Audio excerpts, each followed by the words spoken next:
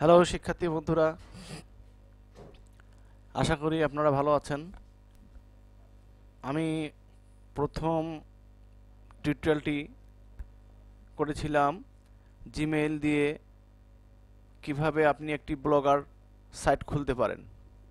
তো আমার দ্বিতীয় টিউটোরিয়ালটি হচ্ছে কিভাবে ব্লগ সাইটটিকে আপনি কাস্টমাইজ করতে পারেন। তো আমাদের এখানে কোনো পোস্ট নেই, চলুন আমরা পোস্ট করি। Post, new post.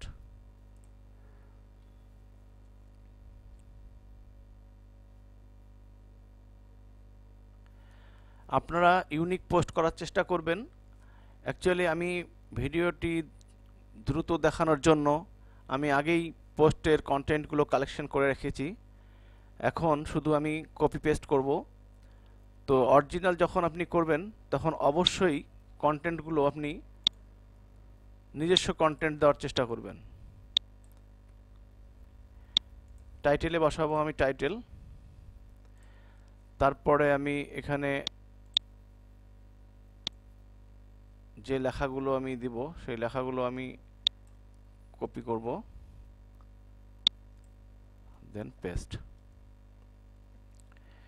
এখানে একটি ইমেজ ব্যবহার করলে দেখতে ভালো লাগবে। তো এখান থেকে ইমেজ আপনি একটা কাজ করতে পারেন। এখানে আচ্ছা, ইমেজটাই দিয়ে দিই। ইমেজ,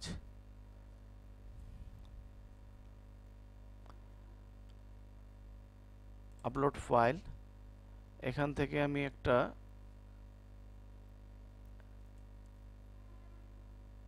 ইমেজ দিয়ে দেব।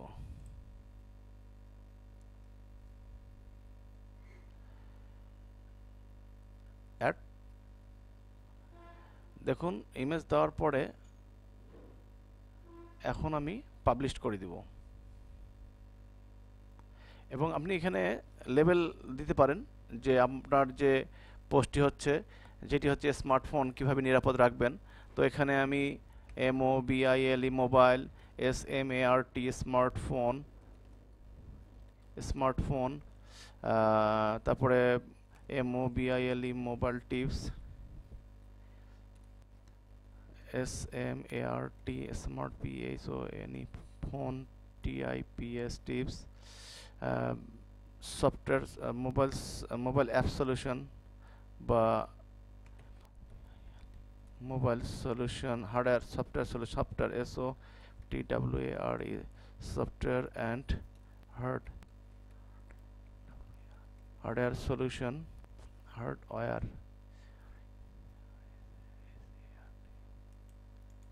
হার্ডওয়্যার বানানটি, হ্যাঁ, হার্ডওয়্যার সলিউশন সলিউশন। আচ্ছা, এই ট্যাগগুলো আমি দিলাম। আরও অনেক বেশি ট্যাগ দেওয়া যাবে। তো দেওয়ার পরে আমি পাবলিশ করলাম। দেখুন এখানে আমার একটি পোস্ট শো করছে। আচ্ছা, আমি যদি আবার নিউ পোস্ট করতে চাই সেক্ষেত্রে আমি আবার নতুন পোস্ট করব। আবার আমি এখান থেকে টাইটেল নিয়ে আসব। স্মার্টফোনে দেওয়া প্যাটার্ন লক ভুলে গেলে কি করবেন? Copy paste. আমি আগেই বলেছি আপনারা ইউনিক পোস্ট করার চেষ্টা করবেন, কারণ কপি পেস্ট করবেন না। আগেই প্রয়োজনে আপনি ভেবে ভেবে আপনি কি পোস্ট করবেন সেটা আপনি সুন্দর করে আগে ফাইল তৈরি করবেন। দরকার হলে আপনি MS ওয়ার্ড ফাইলে আপনি ফাইলটা ক্রিয়েট করবেন। তারপর আপনি এখানে একটি ইমেজ দেব, তারপর আপনি এখানে পাবলিশ করবেন।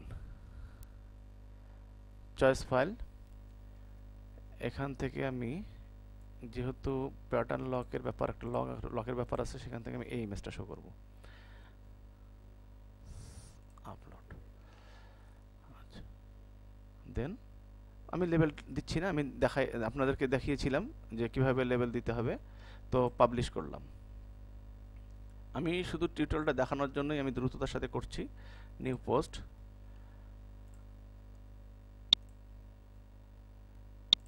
মোবাইল ফোন চুরি হয়ে গেলে কি করবেন? দেখুন কি করবেন। Copy,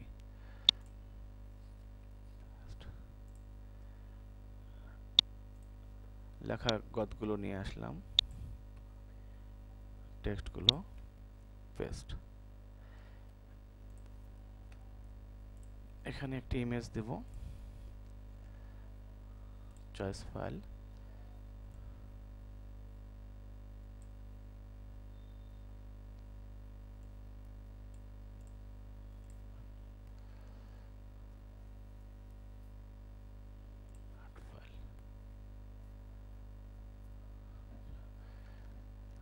publish. তো আমার 3টা পোস্ট হয়ে গেল। তো আমরা একটু দেখে আসি যে আমাদের সাইটটা কি রকম দেখাচ্ছে। রিলোড দিয়ে দিই। এই যে দেখুন আমার পোস্টগুলো সুন্দরভাবে চলে এসছে।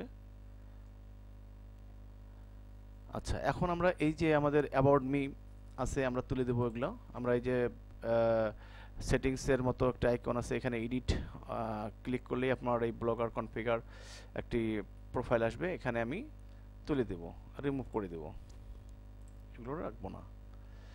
আবার ব্লগার আর্কাইভ আমি এগুলো রাখবো না, এগুলো আমি তুলে দেব। এখানে গিয়ে আপনি জাস্ট রিমুভ করবেন। ওকে, তাহলে আমার রাইট সাইডটা ফাঁকা হয়ে গেল, আমি এখানে বিভিন্ন অ্যাড পোস্ট করতে পারবো। আচ্ছা, তো আমি যদি কমেন্ট বা অন্যান্য অপশনগুলো তুলে দিতে চাই, সেক্ষেত্রে আমি আবার ড্যাশবোর্ডে যাব, ড্যাশবোর্ডে গিয়ে লেআউটে যাব, লেআউটে গিয়ে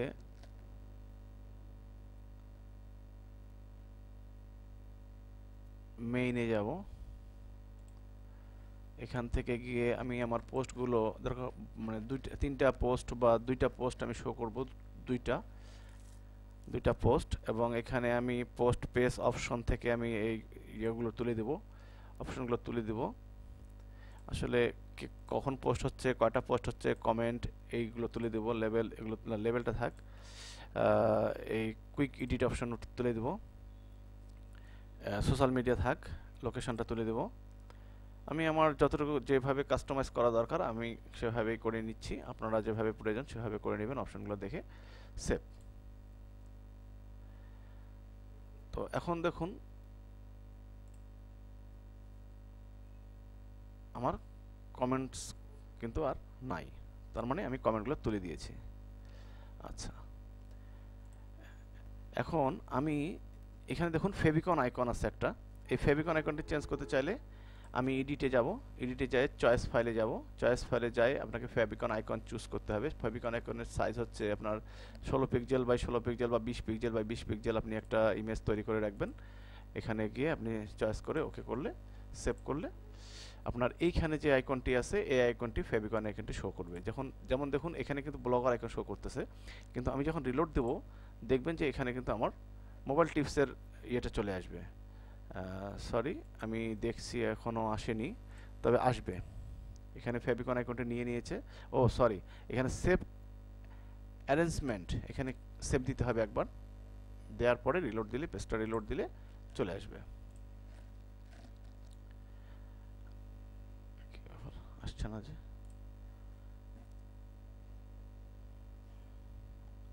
এডিট, আচ্ছা আইকনটা কি বড় আছে নাকি, আচ্ছা দেখি তো। ও নো ফাইল, সরি, ওখানে ফাইলটি হয়তো পাইনি,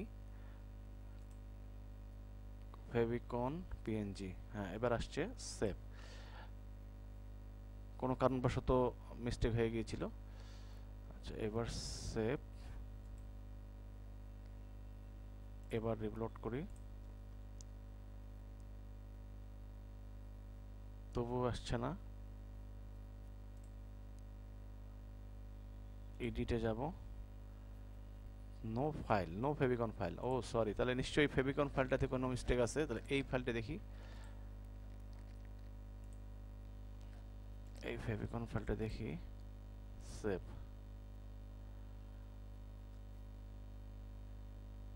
এখানে নিচে কোনো অপশন নাই, সেভ, এটা সেন্ড ফিডব্যাক, সেভ না, আশা করছি আসবে, কারণ আমি এর আগে চেঞ্জ করে দেখিয়েছিলাম, হয়তো একটু সময় লাগতে পারে।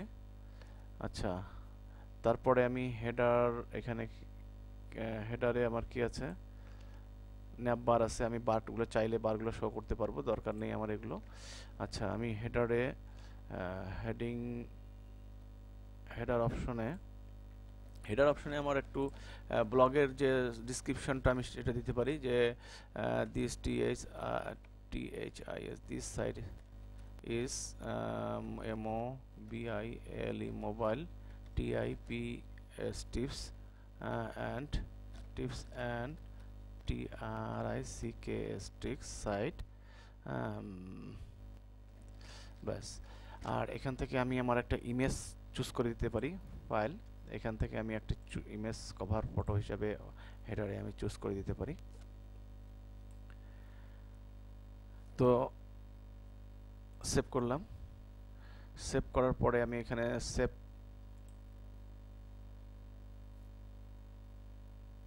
অ্যারেঞ্জমেন্টে সেভ করে দিলাম,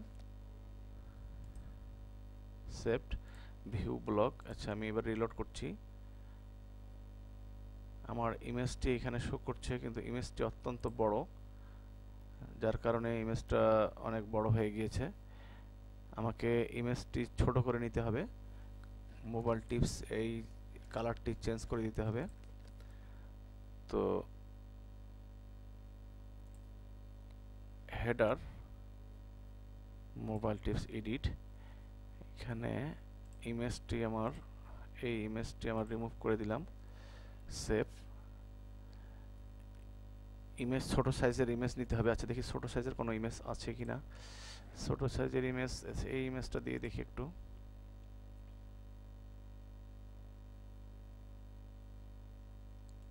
save and placement, arrangement, reload। হ্যাঁ, এবার আমার ইমেজটি নিয়েছে, তবে এই ইমেজটি একটু ছোট। তবে আমি আমার এই সাইটকে একটু ছোট করে নিতে পারি এই ছবির মাপে। তো আবার আমি যাব ইয়েতে, এখান থেকে আমি আমার টেমপ্লেটের মাপটিকে ঠিক করে নিব, কাস্টমাইজ করে নিব। কাস্টমাইজে যাব,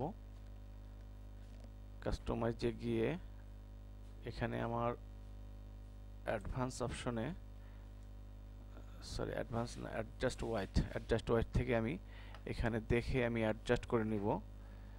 জাস্ট আমার যেটুকু আমার ইমেজ, এই জাস্ট নিয়ে নিলাম।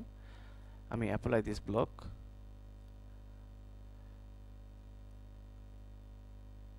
অ্যাপ্লাই হয়ে গেলে আমি রিলোড দেব পেজটি। এবং আমার এই লেখাটিকে একটু কালার করলে ভালো হতো। তো চলুন, এখানে আমার অ্যাডভান্সে গিয়ে এখানে আমার লেবেল টেক্সট, হেডার, এটা header, text page, background link, block title, এটাকে আমি কালার করব। এবং কালারটি আমি একটু জাস্ট এমন একটি কালার দিতে যাচ্ছি সুন্দরভাবে ফুটে ওঠে। আচ্ছা, আপাতত এটাই দিলাম। আপনাদের পছন্দ মতো আপনারা কালার দিবেন। ফন্ট ইচ্ছা করলে আপনি বিভিন্ন টাইপের ফন্ট দিতে পারেন। তো অ্যাপ্লাই করছি।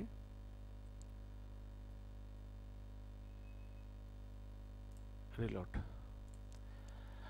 এভাবে আপনি বিভিন্ন কাস্টমাইজগুলো করে নিতে পারেন। তো আশা করছি আপনারা টিউটোরিয়ালটি বুঝতে পেরেছেন। যদি আপনার কোনো বুঝতে সমস্যা হয়, সেক্ষেত্রে আপনি অবশ্যই আমার সঙ্গে যোগাযোগ করবেন। আর নেক্সট ভিডিওর জন্য আমি আপনাদের অবশ্যই অপেক্ষা করাবো না। আমি খুব দ্রুত আপনাদের নতুন টিউটোরিয়াল উপহার দেব। আল্লাহ হাফেজ।